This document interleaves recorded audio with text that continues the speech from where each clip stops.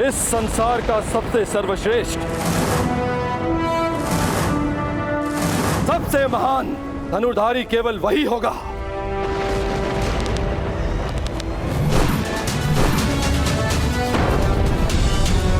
जो स्वयं इंद्र के अंश से जन्मा है।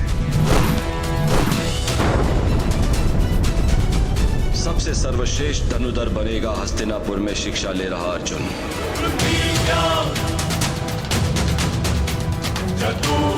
जिसने इंद्र का आशीर्वाद अर्जित किया है वो अर्जुन।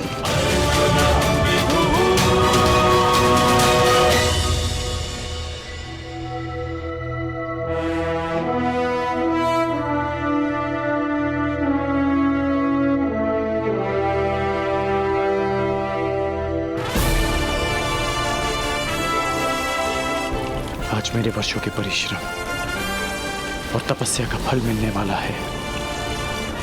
आज गुरुदेव से दीक्षा लेकर मेरा स्वप्न पूरा हो जाएगा।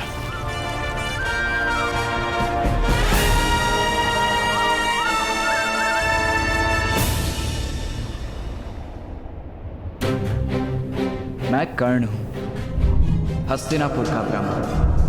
धनुर्बल प्राप्त करने के लिए मैंने आपसे अपना परिचय छिपाया। ये छल मैंने अपने लोगों की रक्षा के लिए किया। क्षमा करना गुरुदेव।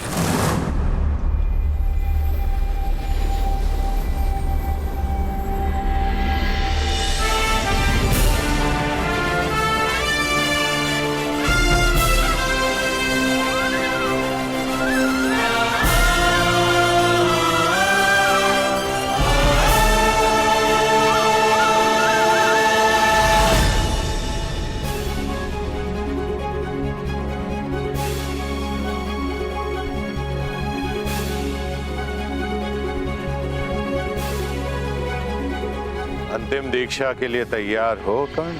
प्रस्तुत हो गुरुदेव। वत्स, इस संपूर्ण ब्रह्मांड की रचना ब्रह्मदेव ने की है और उनसे बड़ा संहारक कोई नहीं हो सकता है। इसलिए ब्रह्मदेव के शस्त्रों से अधिक संहारक कुछ भी नहीं है। और वो 3 शस्त्र हैं: ब्रह्मास्त्र, ब्रह्मशीरस्त्र और ब्रह्मांडास्त्र।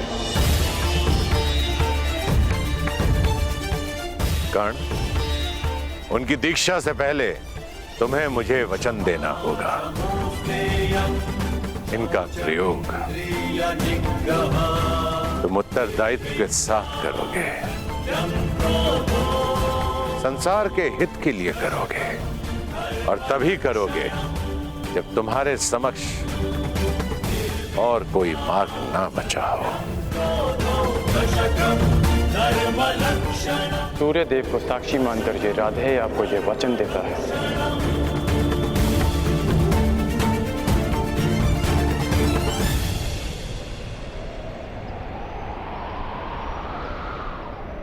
इन शस्त्रों को प्राप्त करने के पश्चात इस धरती पर किसी भी जाति का कोई योद्धा तुम्हें पराजित नहीं कर पाएगा।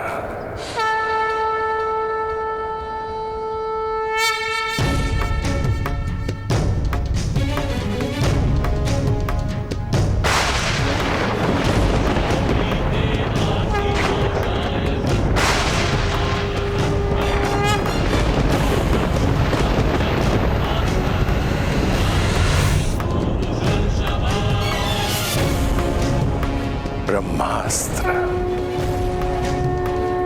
अब ये तुम्हारे शरीर में विद्यमान है राधे। ब्रह्मास्त्र के पश्चात ब्रह्मदेव ने एक और महाशस्त्र का निर्माण किया जो ब्रह्मास्त्र से 4 गुना शक्तिशाली है। ब्रह्मशिर अस्त्र।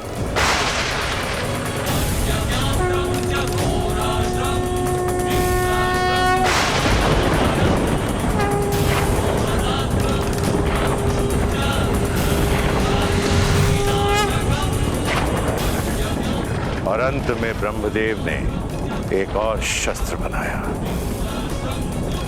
जिसका अनुसंधान पूरे ब्रह्मांड को पलक झपकते ही संपूर्ण सृष्टि को नष्ट कर देगा।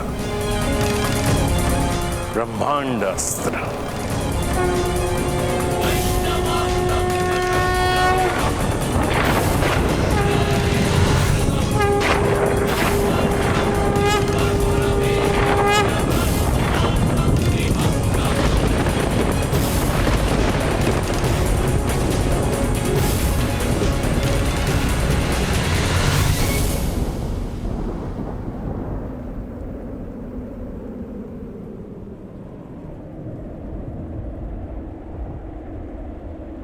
गुरुदेव, मुझे इन शस्त्रों के अनुसंधान विधि का वो मंत्र जानना है जिसके प्रयोग से मैं इन दिव्य अस्त्रों का आह्वान कर सकूं। मुझे तुमसे यही आशा थी कर्ण। जब भी तुम्हें इन शस्त्रों का आह्वान करना हो, ध्यान स्थिर करना, इस क्षण का स्मरण करना। ये दिव्य शस्त्र स्वयं तुम्हारे उपयोग के लिए प्रस्तुत हो जाएंगे।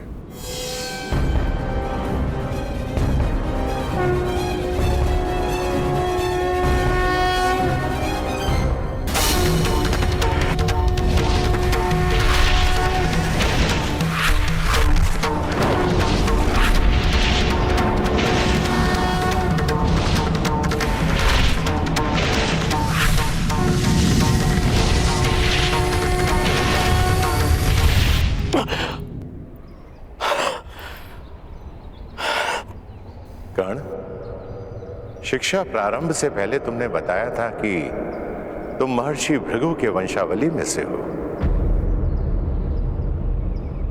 आज महर्षि भृगु को तुम पर गर्व होगा। इस धरती के प्रत्येक ब्राह्मण को तुम पर गर्व होगा। ब्राह्मण पुत्र कर्ण,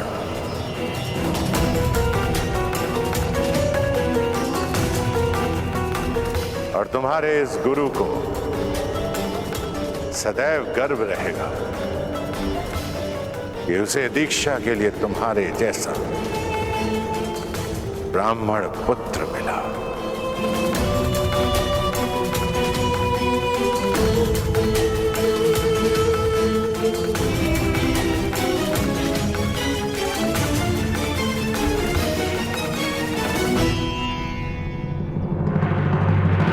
सूत पुत्र कर्ण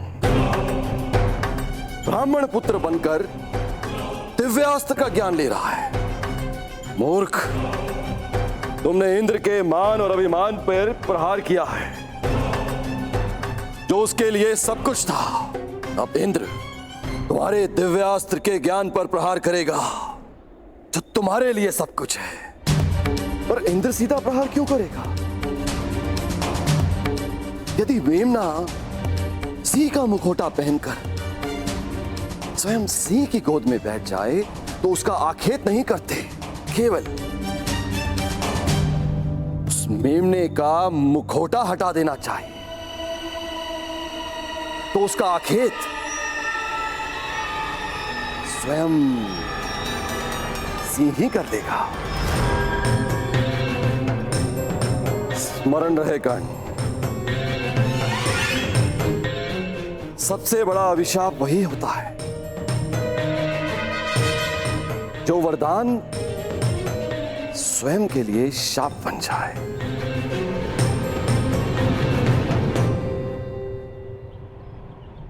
आज मुझे ऐसा प्रतीत हो रहा है कि मैं मुक्त हो गया हूं। एक विचित्र दिव्य संतोष है मेरे मन में।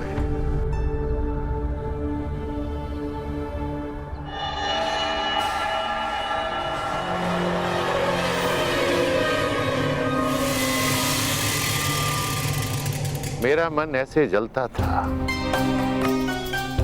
जैसे तप मरुस्थल, और यह ताप शीतल तब हुआ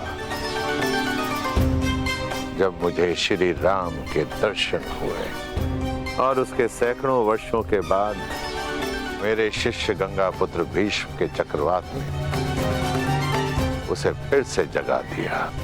कर्ण, स्वयं से युद्ध करके कभी कोई विजयी हुआ है? अंततः पितामह भीष्म को भी आशीर्वाद देना पड़ा। और अनुभव हुआ कि आक्रोश उस शक्ति के कारण जो मुझ में है, और मैंने शपथ लिया कि अब मैं शस्त्र कभी नहीं उठाऊंगा। मैंने अपने सारे अस्त्र और शस्त्र अपने शिष्य द्रोणों को भेंट कर दिए, किंतु फिर भी थोड़ा आक्रोश भीतर रह गया।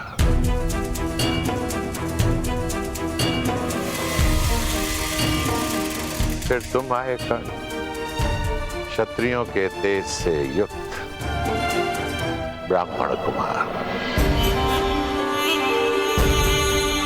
संसार में यदि तुम्हारी तुलना किसी से की जा सकती है तो वो स्वयं परशुराम से की जा सकती है।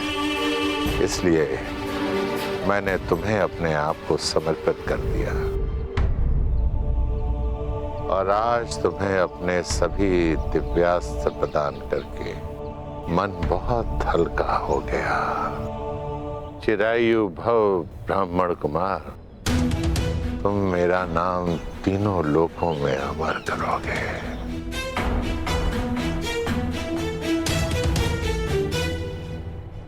गुरुवर, आज्ञा हो तो कुछ निवेदन करो। आप संसार के सबसे महान और घातक योद्धा बने, परंतु अपने जन्म से नहीं, अपने कर्म से। आपका जन्म एक ब्राह्मण कुल में हुआ, उसके पश्चात भी आप किसी भी क्षत्रिय से सबसे महान योद्धा सिद्ध हुए। अपने जन्म से नहीं ना, अपने कर्म से ही ना गुरुदेव। तो जन्म और कर्म की ये नीति सबके लिए होनी चाहिए ना। मैं आपसे ये सब इसलिए कह रहा हूं क्योंकि आज मैं आप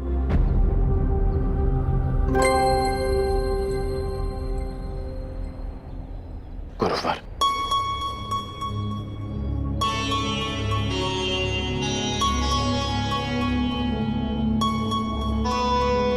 क्षमा करना गुरुवर, अपने राधे को क्षमा करना।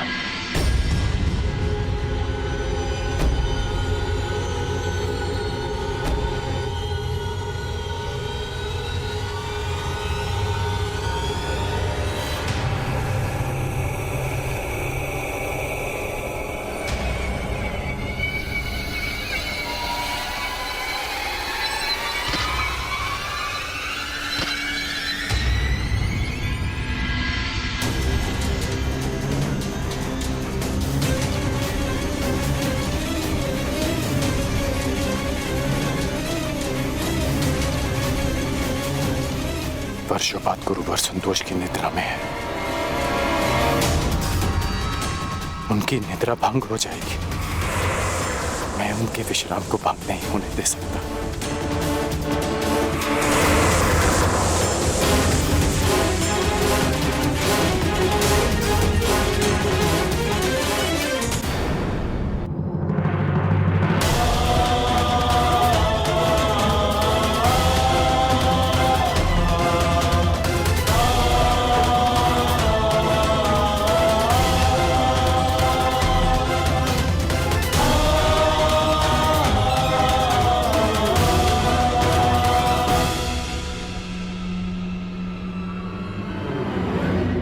ये रक्त कहां से रिस रहा है?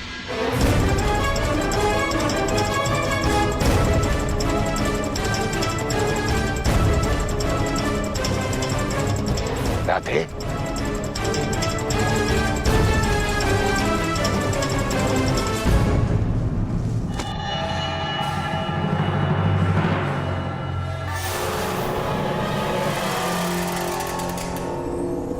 इतने डंक साइड तुमने? तुम इस कीड़े को यहां से हटा भी सकते थे, इसे मृत्यु का द्वार भी दिखा सकते थे। अपने गुरु के विश्राम के लिए ये राधे कितना भी रक्त बहा सकता है,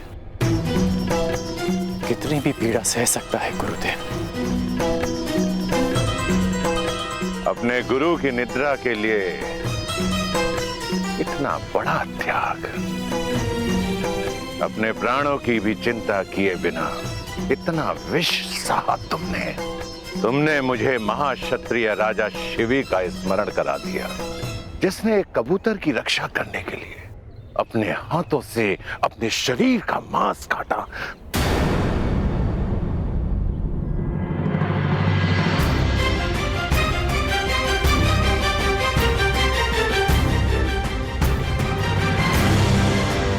क्षत्रिय?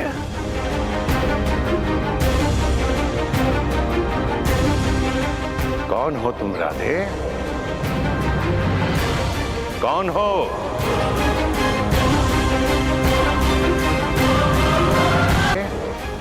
मैं राधे, आपका शिष्य कर्ण।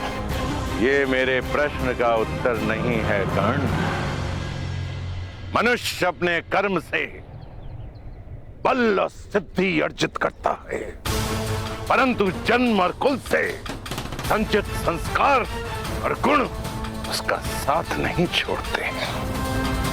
अपने गुरु की निद्रा के लिए इतनी असहाय पीड़ा सही तुमने। नहीं कर्ण, नहीं। ये एक ब्राह्मण कुल के बालक के लक्षण नहीं हो सकते हैं, कदापि नहीं हो सकते। जब तुम मुझसे दीक्षा लेने आए थे, तब भी मैंने तुमसे यही प्रश्न पूछा था, और आज दीक्षा के समय भी मैं तुमसे यही प्रश्न पूछ रहा हूं। क्या तुम ब्राह्मण पुत्र हो? क्या तुम ब्राह्मण पुत्र हो?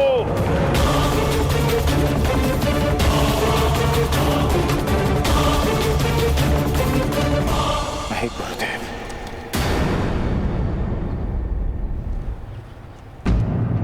मैं एक सूत पुत्र हूं। राधे कर्ण, अधिरथ का पुत्र कर्ण। छल, पाखंड, असत्य अपने गुरु से। मैंने तुम्हें सच्चे मन से शिक्षा दी और तुमने अपने गुरु के साथ झूठ बोला, अपने गुरु के साथ छलावा। क्योंकि मुझे शस्त्र बल चाहिए था गुरुदेव, क्योंकि अपना परिचय छिपाने के छल के अतिरिक्त मेरे पास और कोई हल नहीं था। क्योंकि कोई भी गुरु एक सूत पुत्र को धनुर्विद्या नहीं देना चाहता था, और आप भी ब्राह्मणों के अतिरिक्त किसी और को शिक्षा नहीं देते। गुरुवर, आपके अधीन वर्षों शिक्षा ली मैंने। आप ही बताइए कि क्या इस कर्ण ने आपकी किसी भी आज्ञा का उल्लंघन किया? क्या ये अधिरथ पुत्र अपने गुरु की किसी भी परीक्षा में असफल हुआ? सफल हो या असफल, छल छल होता है कर्ण। और तुमने शिक्षा ग्रहण नहीं की, चोरी की है तुमने। तुम्हें इस अपराध का दंड मिलेगा। तुमने मेरे दिव्यास्त्रों को प्राप्त करने के लिए अपने गुरु से झूठ बोलने का महापाप किया है। रोग है तुम पर। अब तुम अपने गुरु से श्राप भी लेते जाओ। मैं जमदग्नि पुत्र परशुराम तुम्हें श्राप देता हूं कि मेरे द्वारा दिए गए दिव्यास्त्रों का तुम उपयोग नहीं कर पाओगे। जिस समय तुम्हें इन दिव्यास्त्रों की सबसे अधिक आवश्यकता होगी, उस समय तुम इसके अनुसंधान की विधि भूल जाओगे।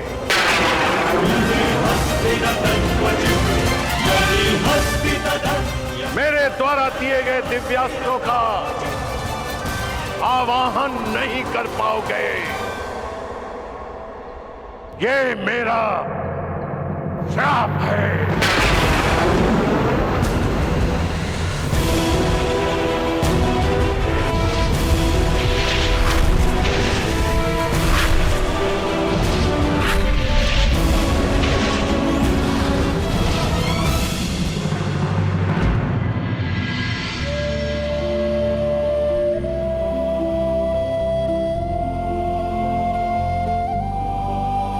अपने गुरु से छल करने के पश्चात तुम अपने गुरु से दृष्टि मिलाने का साहस कर रहे हो। चले जाओ यहां से कर्ण, चले जाओ। इस श्राप के बाद ये पवित्र भूमि भी अभिशापित और अपवित्र हो गई है। जाओ। यदि ऐसा है तो ये स्थान तभी अपवित्र हो गया था जब मैंने पांव रखे। श्राप आपने मुझे आज दिया, परंतु अभिशापित तो मैं जन्म से ही रहा हूं।